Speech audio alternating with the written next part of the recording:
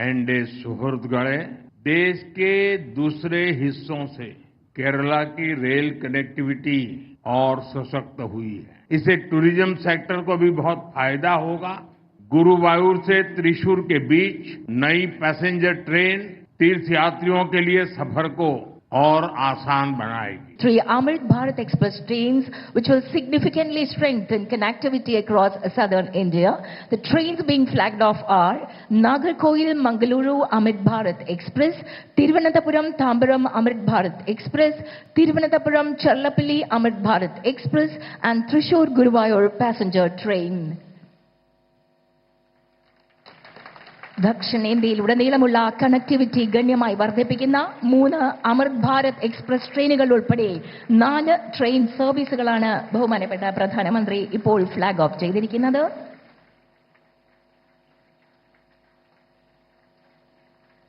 കേരളത്തിന് ഇത് ധന്യ നിമിഷം.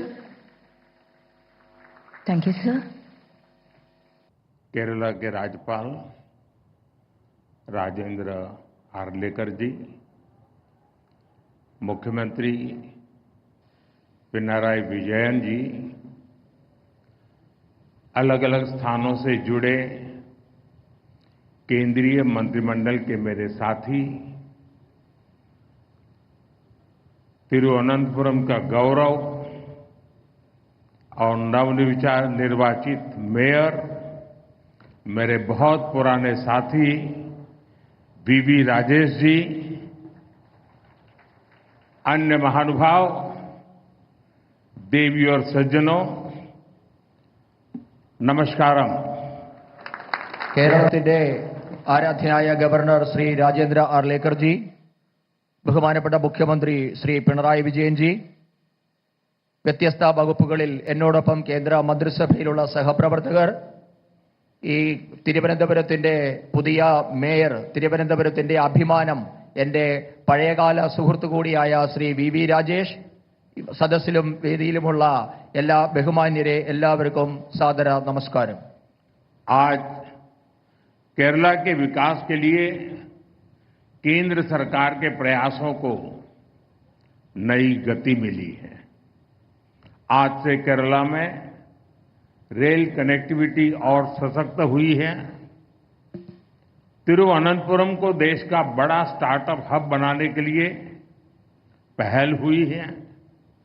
आज केरला से पूरे देश के लिए गरीब कल्याण से जुड़ी एक बड़ी शुरुआत भी हो रही है.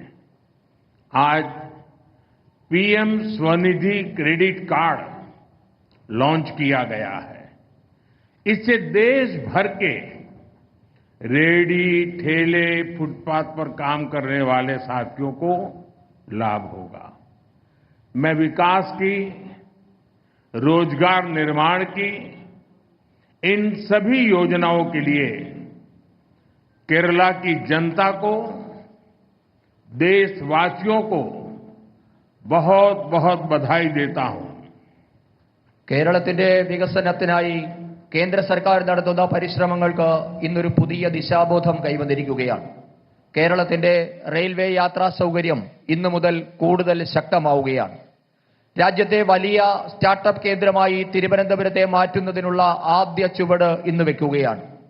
രാജ്യത്തെ മുഴുവൻ പാവപ്പെട്ടവരുടെയും ഉന്നമനത്തിനായി നടപ്പാക്കുന്ന ഒരു മഹത്തായ സംരംഭത്തിനും തിരുവനന്തപുരത്ത് ഇന്ന് തുടക്കമായിട്ടുണ്ട്. ഇന്നാണ് രാജ്യത്ത് പ്രധാനമന്ത്രി സ്വനിധി ക്രെഡിറ്റ് കാർഡ് പദ്ധതിക്ക് തുടക്കമായത്. ഇതുമൂലം രാജ്യത്തെ ഉന്തുവണ്ടി കച്ചവടക്കാർ, തട്ടുകടക്കാർ, വഴിയോര കച്ചവടക്കാർ എന്നിവർക്കാണ് അതിന്റെ ഗുണം കിട്ടുക. വികസനത്തിനും തൊഴിൽ ഉൽപാദനത്തിനുമൊക്കെ കാരണമാകുന്ന ഈ പദ്ധതികൾക്ക് രാജ്യത്തെ എല്ലാവരുടെയും പേരിൽ ഞാൻ ആശംസകൾ നേരുന്നു. एंडे सुहृदगणे, विकसित भारत बनाने के लिए आज पूरा देश एकजुट होकर प्रयास कर रहा है. विकसित भारत के निर्माण में हमारे शहरों की बहुत बड़ी भूमिका है. बीते 11 वर्षों से केंद्र सरकार अर्बन इंफ्रास्ट्रक्चर पर बहुत निवेश कर रही है. പ്രിയപ്പെട്ട സുഹൃത്തുക്കളെ, വികസിത ഭാരത നിർമ്മാണത്തിനായി ഇന്ന് രാഷ്ട്രം ഒറ്റക്കെട്ടായി പരിശ്രമിക്കുകയാണ്. വികസിത ഭാരതത്തിന്റെ നിർമ്മാണത്തിൽ നമ്മുടെ നഗരങ്ങൾക്ക് വലിയ പങ്കാണ് വഹിക്കാനുള്ളത്. കഴിഞ്ഞ 11 വർഷമായി രാജ്യത്തെ നഗരങ്ങളുടെ അടിസ്ഥാന സൗകര്യ വികസനത്തിനായി കേന്ദ്ര സർക്കാർ വൻതോതിലുള്ള നിക്ഷേപമാണ് നടത്തിവരുന്നത്. सुहृदगणे, केंद्र सरकार शहर के गरीब परिवारों के लिए भी बहुत काम कर रही है. पीएम आवास योजना के तहत देश में 4 करोड़ से अधिक घर बनाकर गरीबों को दिए गए हैं. इनमें शहरी गरीबों के लिए 1 करोड़ से अधिक घर बनाए गए हैं. केरला के करीब 1.25 लाख शहरी गरीबों को भी उनका पक्का घर मिला है. പ്രിയപ്പെട്ടവരെ, നഗരങ്ങളിലെ ദരിദ്ര കുടുംബങ്ങളുടെ ഉന്നമനത്തിനായി കേന്ദ്ര സർക്കാർ നിരവധി കാര്യങ്ങളാണ് ചെയ്തുകൊണ്ടിരിക്കുന്നത്. പ്രധാനമന്ത്രി ആവാസ് യോജന വഴി ഇന്നുവരെ രാജ്യത്ത് 4 കോടി പുതിയ വീടുകൾ നിർമ്മിച്ചു നൽകി കഴിഞ്ഞിരിക്കുന്നു. ഇതിൽ 1 കോടിയിലധികം അടച്ചുറപ്പുള്ള വീടുകൾ കിട്ടിയത് നഗരപ്രദേശത്തെ സാധാരണ ദരിദ്രരായ മനുഷ്യർക്കാണ്. ഈ പദ്ധതി മൂലം കേരളത്തിൽ 25 ലക്ഷം നഗരവാസികൾക്കാണ് ഉറപ്പുള്ള വീടുകൾ കിട്ടിയത്. सुहृदगणे, गरीब परिवारों का बिजली का बिल बचे, इसके लिए पीएम सूर्यघर मुफ्त बिजली योजना शुरू की गई है.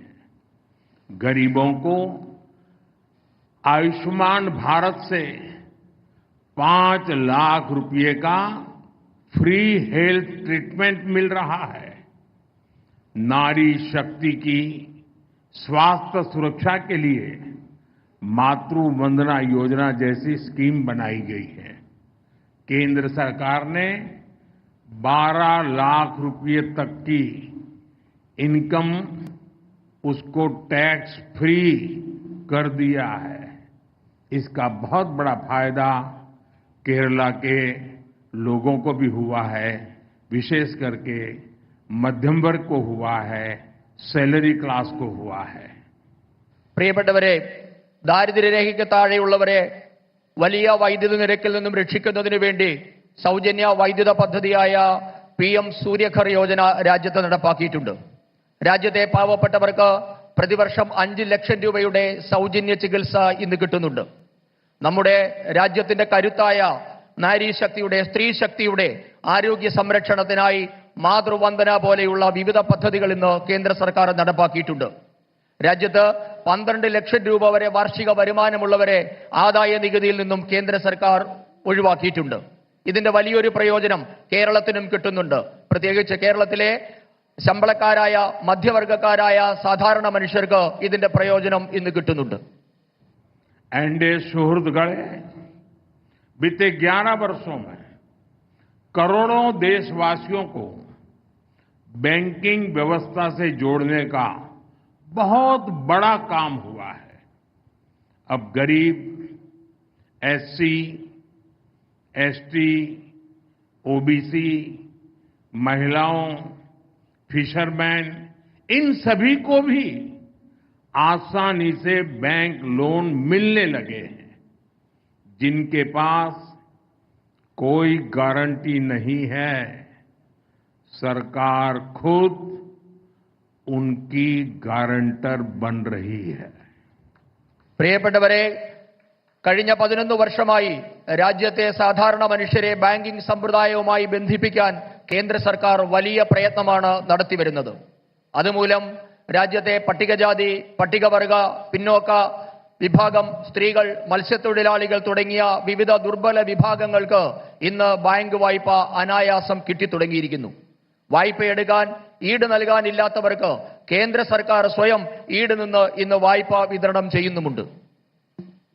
एनडीए सुहृदगणे, जो लोग सड़कों के किनारे, गलियों में सामान बेचते हैं, इन स्ट्रीट वेंडर्स की स्थिति भी पहले बहुत बुरी थी उन्हें सामान खरीदने के लिए कुछ 100 रुपये भी महंगे ब्याज पर लेने पड़ते थे। केंद्र सरकार ने पहली बार इनके लिए पीएम स्वनिधि स्कीम बनाई। इस स्कीम के बाद देश भर में लाखों साथियों को बैंकों से बहुत मदद मिली है। लाखों स्ट्रीट वेंडर्स को जिंदगी में पहली बार बैंक से कोई लोन मिला है। പ്രിയപ്പെട്ടവരെ, നേരത്തെ നമ്മുടെ രാജ്യത്തെ വഴിയോര കച്ചവടക്കാർ, തെരുവ് കച്ചവടക്കാർ എന്നിവരുടെ അവസ്ഥ വളരെ പരിതാപകരമായിരുന്നു. കച്ചവട സാധനങ്ങൾ വാങ്ങാനായി അവർക്ക് ചെറിയ തുകയ്ക്ക് പോലും വലിയ പലിശ കൊടുക്കേണ്ടി വന്ന സാഹചര്യമാണ് ഉണ്ടായിരുന്നത്. ഇവർക്കായാണ് കേന്ദ്ര സർക്കാർ ആദ്യമായി പ്രധാനമന്ത്രി സ്വനിധി പദ്ധതി ആവിഷ്കരിച്ചത്. ഇതോടെ ലക്ഷക്കണക്കിന് സഹോദരങ്ങൾക്ക് ബാങ്കിൽ നിന്ന് വലിയ സഹായങ്ങൾ കിട്ടാൻ തുടങ്ങി. ലക്ഷക്കണക്കിന് തെരുവ് കച്ചവടക്കാർക്ക് ജീവിതത്തിൽ ആദ്യമായി ബാങ്ക് വായ്പ കിട്ടിയതും PM स्वनिधि പദ്ധതി നടപ്പാക്കിയ ശേഷമാണ്. एनडीए सुहृदगणे, अब भारत सरकार एक कदम आगे बढ़ते हुए इन साथियों को क्रेडिट कार्ड दे रही है। थोड़ी देर पहले यहां भी पीएम स्वनिधि क्रेडिट कार्ड दिए गए हैं। इसमें केरला के 10,000 और तिरुवनंतपुरम के 600 से अधिक साथी हैं। पहले सिर्फ अमीरों के पास ही क्रेडिट कार्ड होता था, अब स्ट्रीट वेंडर्स के पास भी स्वनिधि क्रेडिट कार्ड है. പ്രിയപ്പെട്ടവരെ, ഈ തെരുവ് കച്ചവടക്കാരായിട്ടുള്ള സാധാരണക്കാരെ സഹായിക്കാൻ കേന്ദ്ര സർക്കാർ ഇപ്പോൾ ഒരു ചുവട് കൂടി വെച്ചിരിക്കുകയാണ്. ഇവർക്ക് ഇന്നു മുതൽ ക്രെഡിറ്റ് കാർഡുകൾ നൽകുകയാണ്. അല്പം മുമ്പാണ് ഇതേ വേദിയിൽ പ്രധാനമന്ത്രി സ്വനിധി ക്രെഡിറ്റ് കാർഡ് പദ്ധതിക്ക് തുടക്കം കുറിച്ചത്. ഈ പദ്ധതിയുടെ കീഴിൽ കേരളത്തിലെ 10,000 കണക്കിനും തിരുവനന്തപുരത്തെ 600ഓളം തെരുവ് കച്ചവടക്കാർ ഈ പദ്ധതിയിൽ ഇപ്പോൾ അംഗങ്ങളായിട്ടുണ്ട്. നേരത്തെ നമ്മുടെ രാജ്യത്തെ പണക്കാരുടെ കൈകളിൽ മാത്രമുണ്ടായിരുന്ന ക്രെഡിറ്റ് കാർഡ് ഇപ്പോൾ തെരുവ് കച്ചവടക്കാരുടെ കൈകളിലും എത്തിക്കാൻ കേന്ദ്ര സർക്കാരിനായിട്ടുണ്ട്. അവർക്കിന്ന് പ്രധാനമന്ത്രി സ്വനിധി ക്രെഡിറ്റ് കാർഡുകൾ ഉണ്ട്. एनडीए सुहृदगणे, केंद्र सरकार कनेक्टिविटी, साइंस एंड इनोवेशन और हेल्थ केयर पर भी बहुत अधिक निवेश कर रही है. केरला में CSIR के इनोवेशन हब का लोकार्पण, मेडिकल कॉलेज में रेडियो सर्जरी सेंटर की शुरुआत, इनसे केरला को साइंस, इनोवेशन और हेल्थ केयर का हब बनाने में मदद होगी. പ്രിയപ്പെട്ടവരെ, നമ്മുടെ രാജ്യത്തെ നഗരങ്ങളെ തമ്മിൽ, സ്ഥലങ്ങളെ തമ്മിൽ ബന്ധിപ്പിക്കൽ, സയൻസ്, ഗവേഷണം, കണ്ടുപിടുത്തം, ആരോഗ്യരംഗം എന്നീ മേഖലകളിലും കേന്ദ്രം ഇന്ന് വലിയ തോതിൽ നിക്ഷേപം നടത്തുന്നുണ്ട്. അതിന്റെ ഭാഗമായി ഇപ്പോൾ കേരളത്തിൽ CSIRലെ ഇന്നൊവേഷൻ ഹബ്ബ് രാഷ്ട്രത്തിന് സമർപ്പിച്ചു. നമ്മുടെ ശ്രീചിത്ര മെഡിക്കൽ കോളേജിൽ റേഡിയോ സർജറി സെന്ററിന് ഇന്ന് തുടക്കമായിട്ടുണ്ട്. ഈ കാരണങ്ങൾ കൊണ്ടൊക്കെ ശാസ്ത്രം, ഗവേഷണം, കണ്ടുപിടുത്തം, ആരോഗ്യം എന്നീ മേഖലകളുടെ ഒക്കെ ആസ്ഥാന കേന്ദ്രമായി മാറാൻ കേരളത്തിന് സഹായകരമാകും. एनडीए सुहृदगणे, आज देश के दूसरे हिस्सों से केरला की रेल कनेक्टिविटी और सशक्त हुई है.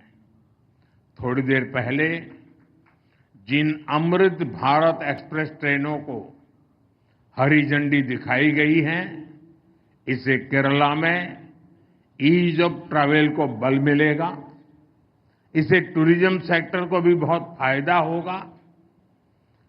गुरुवायूर से त्रिशूर के बीच नई पैसेंजर ट्रेन तीर्थयात्रियों के लिए सफर को और आसान बनाएगी.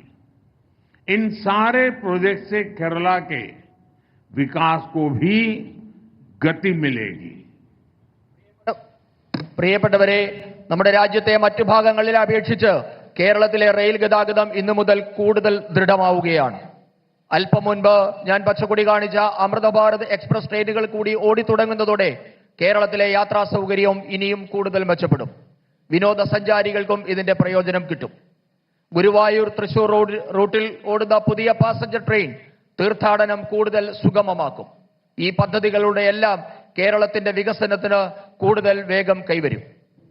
साथियों, विकसित केरला से ही विकसित भारत का सपना पूरा होगा। इसमें केंद्र सरकार पूरी शक्ति से केरला के लोगों के साथ खड़ी है।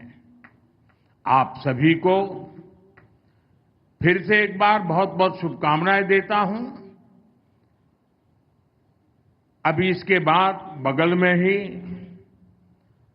केरला के हजारों लोग, उत्साही लोग, आत्मविश्वास से भरे लोग मेरे भाषण का इंतजार कर रहे हैं और वहां भी मुझे बहुत खुल करके बोलने का मौका मिलेगा, जमकर के बातें करने का मौका मिलेगा और मीडिया को भी इसमें ज्यादा इंटरेस्ट नहीं होगा, उसमें ही ज्यादा होगा। तो मैं आज इस कार्यक्रम में यहीं पर अपनी बात पूरी करूंगा और फिर मैं 5 मिनट के बाद बगल में कार्यक्रम में जाकर के वहां बहुत सी बातें जो केरला के भविष्य से जुड़ी हुई हैं मैं जरूर वहां बताऊंगा। പ്രിയപ്പെട്ടവരെ, വികസിത കേരളത്തിൽ കൂടി മാത്രമേ വികസിത ഭാരതം എന്ന സ്വപ്നം പൂർത്തിയാക്കാൻ സാധിക്കുകയുള്ളൂ. ഇതിനായി കേന്ദ്രം കേരളത്തിലെ ജനങ്ങൾക്കൊപ്പം പൂർണ്ണമായി ഉണ്ടാകുമെന്ന് ഞാൻ ഉറപ്പു നൽകുകയാണ്. നിങ്ങൾക്ക് എല്ലാവർക്കും ഒരിക്കൽ കൂടി ഞാൻ ആശംസകൾ നേരുകയാണ്. ഇതിനുശേഷം ഇതിന്റെ തൊട്ടടുത്ത് 5 മിനിറ്റിനുള്ളിൽ തന്നെ എനിക്ക് ഊർജ്ജസ്വലരായ എന്നിൽ പ്രതീക്ഷ അർപ്പിച്ചിരിക്കുന്ന ആയിരക്കണക്കിന് പ്രവർത്തകരെ അഭിസംബോധന ചെയ്യേണ്ടതുണ്ട്. അവിടെ ഞാൻ വിശദമായി കേരളത്തിന്റെ ഭാവിയെ പറ്റിയൊക്കെ സംസാരിക്കേണ്ടതുണ്ട്. ഇവിടെയുള്ള മാധ്യമങ്ങൾക്കും ഒരുപക്ഷെ അതിലായിരിക്കും കൂടുതൽ താല്പര്യമുണ്ടാവുക. ഇത്തരം ഈ പരിപാടിയിൽ വലിയ താല്പര്യം ഉണ്ടാകില്ല എന്ന് എനിക്കറിയാം. എന്തായാലും അടുത്ത പരിപാടിയിൽ എനിക്ക് സംസാരിക്കാൻ പോകേണ്ടതുണ്ട്. बहुत बहुत धन्यवाद।